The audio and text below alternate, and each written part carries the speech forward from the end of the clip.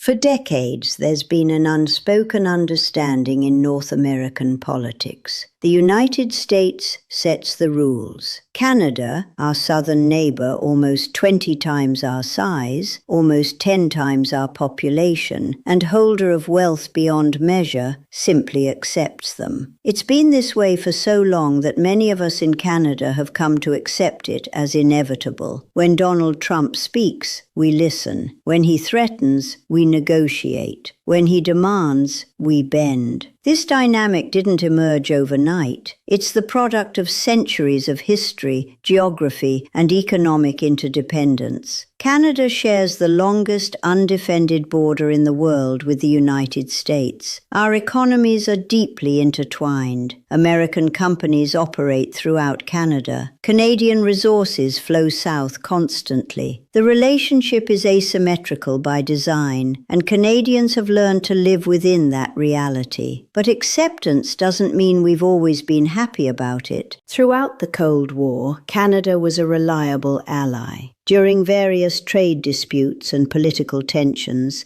Canada has consistently found itself making concessions. It's been the nature of the relationship. Smaller nations, even wealthy ones, must often bend to the will of larger powers. This is the way of international politics, or so we've been told. November 2024. Donald Trump had just won the US presidential election. He was riding high, confident, and almost immediately began looking north to Canada. The victory had emboldened him. He spoke with the swagger of a man who believed he could remake America on his terms.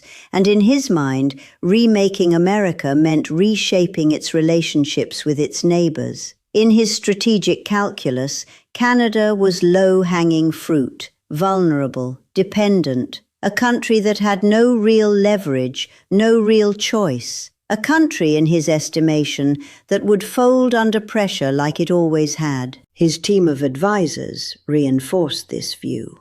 They looked at the economic data. They saw a country deeply dependent on American markets. They saw a political situation in flux, with the Prime Minister already announcing his resignation. They saw weakness, and they planned to exploit it. Trump's message was simple and direct. 25% tariffs on all Canadian goods entering the United States. His justification? He pointed to the opioid crisis ravaging American communities. He cited illegal immigration across the northern border. He claimed that Canadian authorities weren't doing enough to stop fentanyl from flowing south into American cities. He presented himself as protecting American workers and American lives from a threat originating in Canada. It was a convenient excuse because the reality was far different from what Trump claimed. The statistics told a very different story.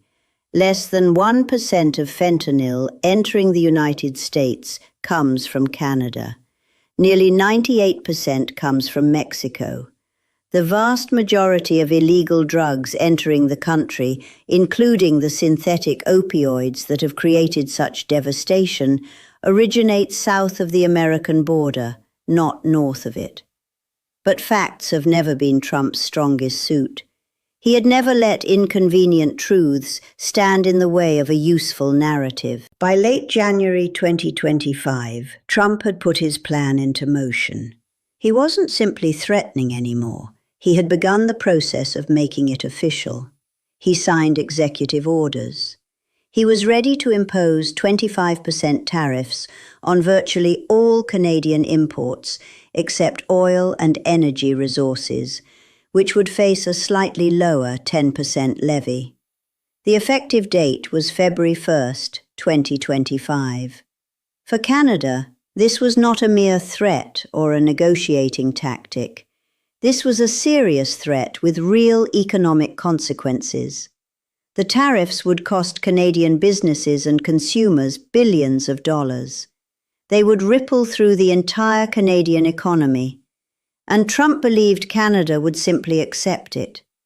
He believed Canadian politicians would make some noise for domestic consumption, but ultimately would capitulate.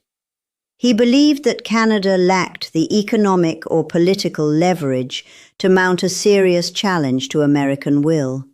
History, he assumed, was on his side. At the time, Justin Trudeau was still serving as Prime Minister, though his days in that role were numbered. He had already announced his resignation following significant pressure from within his own party. The country was in a state of political transition. There was uncertainty, instability, and a power vacuum beginning to form. This was supposed to be Canada's weakest moment, the moment when American pressure would be most effective. There was no clear successor. The Liberal Party was fractured. The Conservative opposition was ready to take power. This was the optimal moment for Trump to strike. Trudeau made some noise about retaliation.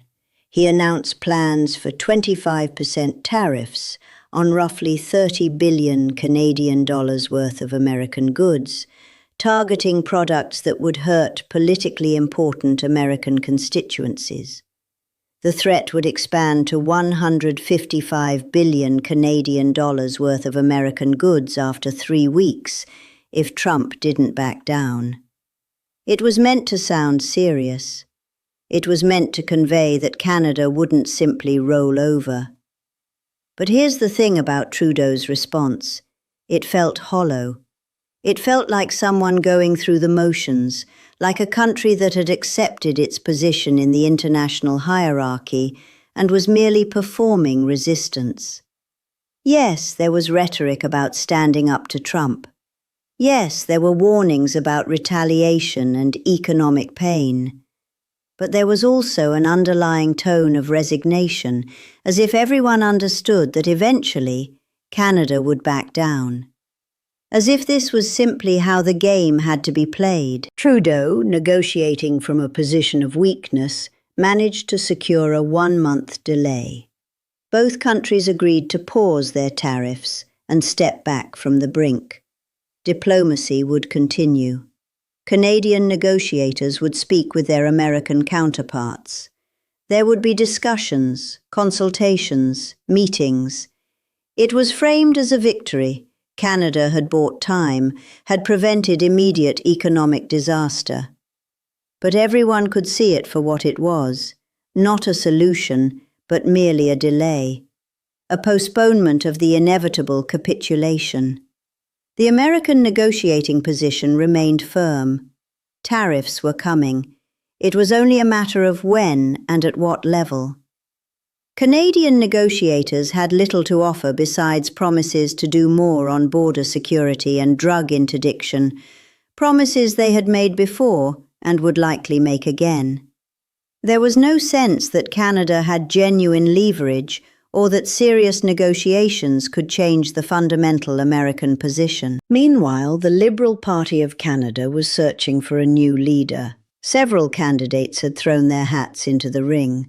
There were the expected politicians, experienced members of Parliament with long records in government. There were younger, more progressive voices. There were regional leaders who brought support from specific parts of the country. The race was competitive and somewhat fractious. Different factions within the party had different preferences.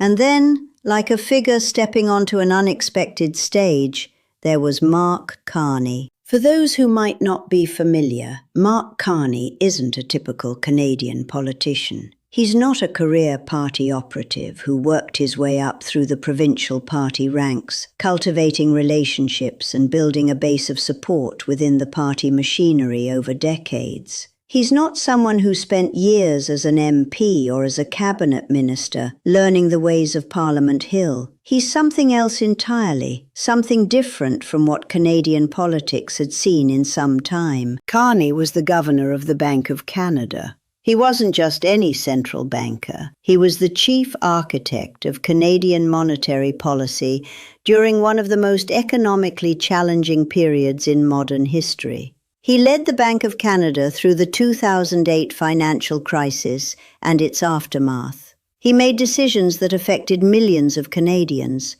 He coordinated with the Federal Reserve in Washington, with the Bank of England, with central banks around the world.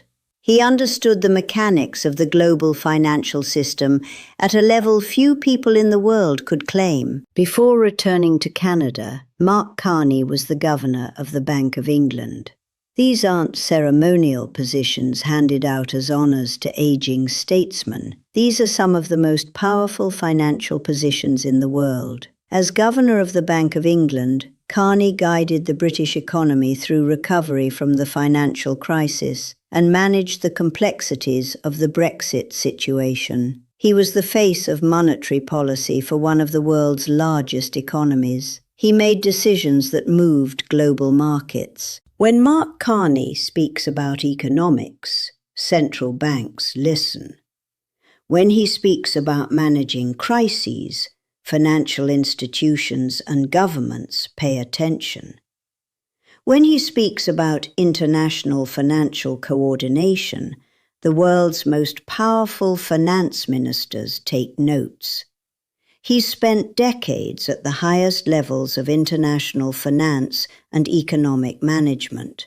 He's negotiated with the world's most powerful financial institutions. He's managed currencies. He's influenced global monetary policy. He's sat at tables with the most powerful economic figures on the planet.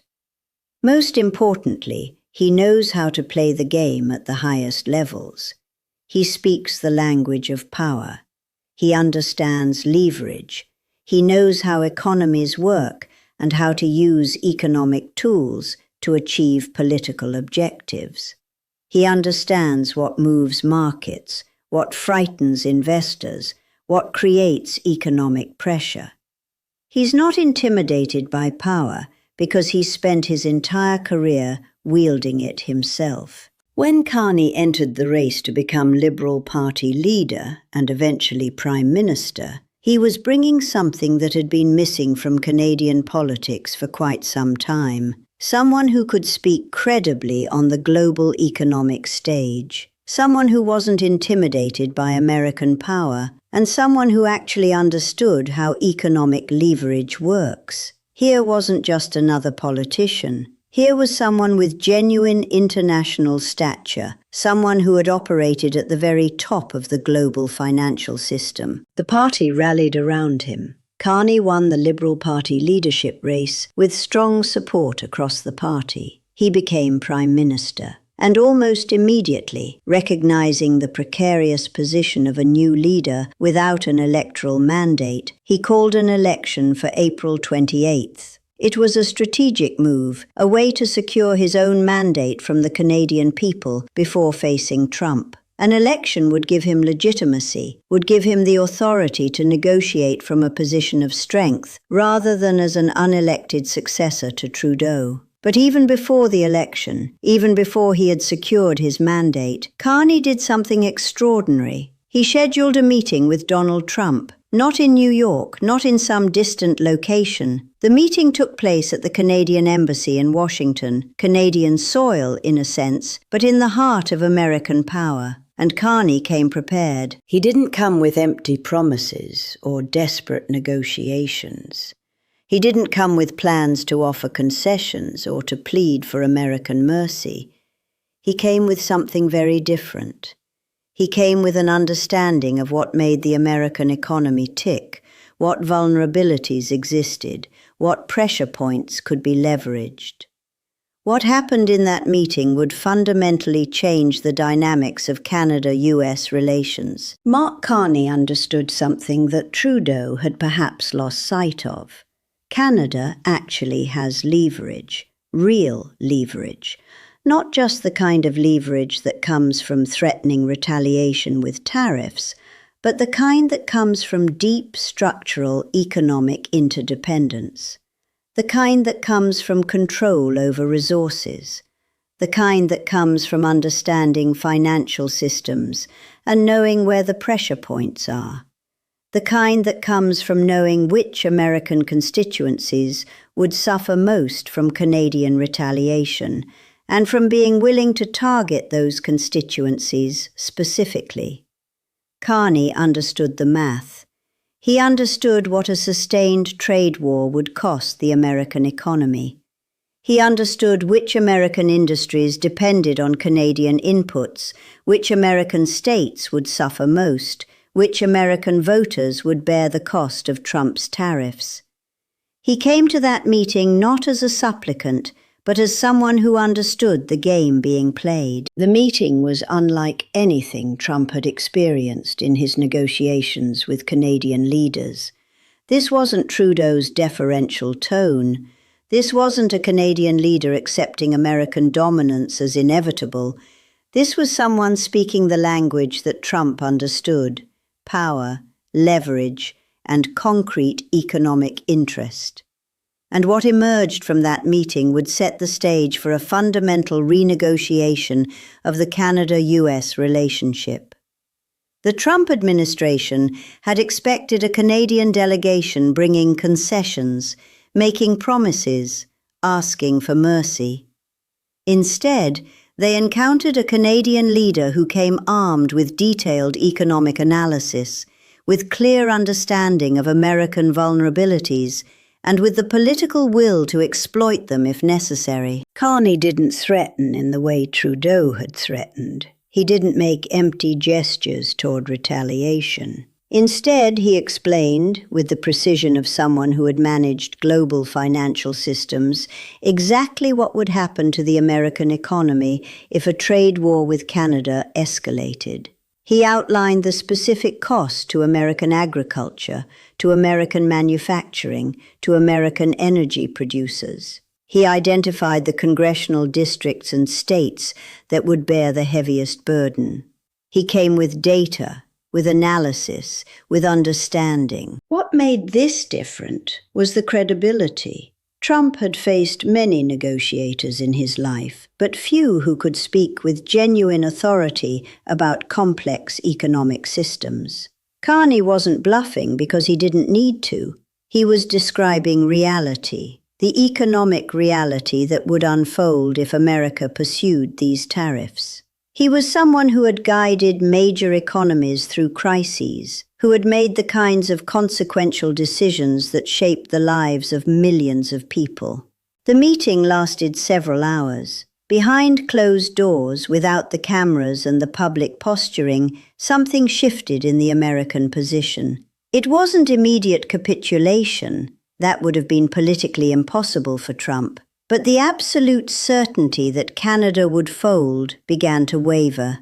The confidence that had characterized Trump's tariff threats began to crack. What emerged was a framework for negotiation, real negotiation, not the theater of negotiation that had characterized previous exchanges. There would be discussions about border security, about drug trafficking, about immigration. These were real issues that deserved serious attention. But they would be addressed not as preconditions for avoiding tariffs, but as genuine policy matters to be resolved between neighbors. Most importantly, there would be recognition that the Canada-US relationship needed to be recalibrated, not as a relationship between a dominant power and a subordinate one, but as a relationship between two major economies with genuine mutual interdependence. Canada's leverage would be acknowledged. The costs of a trade war would be understood by both sides. Negotiations would proceed on a more equal footing. The election of April 28th gave Carney the mandate he needed.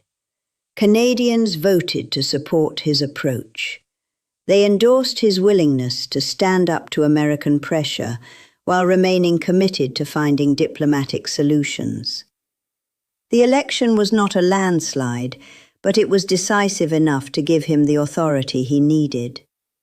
In the weeks and months that followed, a new understanding emerged between Ottawa and Washington. The tariffs were averted. The trade war that Trump had seemed so confident would unfold simply didn't materialize. Instead, there was a series of agreements, discussions, and coordinated policies addressing legitimate issues on both sides of the border. But something deeper had shifted. Canada had asserted itself. A Canadian Prime Minister had met with an American President as an equal, not as a supplicant. and it had worked. The lesson was not lost on observers in other countries. When a nation's leader understands the complexities of global economics, when they can speak credibly about power and leverage, when they have the will to stand firm even when facing a much larger neighbor, then the old assumptions about dominance and submission begin to break down. Decades of acceptance didn't have to be permanent. Decades of bending didn't have to continue. Sometimes, all it took was a leader who understood the game at the highest level, who knew where the real leverage lay, and who had the confidence to use it. Mark Carney had changed the trajectory of Canadian politics, but more importantly, he had changed something deeper, the Canadian attitude toward its place in North America. The relationship with the United States would never quite be the same after that meeting at the Canadian Embassy in Washington. Canada had found its voice. And in a world where power is often determined by understanding how economies work, and by the will to use that understanding as leverage, a voice backed by genuine expertise and determination could reshape the relationship between nations. This is the story of how one man changed everything. This is the story of how understanding the system can give you power within the system. And this is the story of how a nation that had accepted its subordinate position for decades finally decided it didn't have to accept it anymore.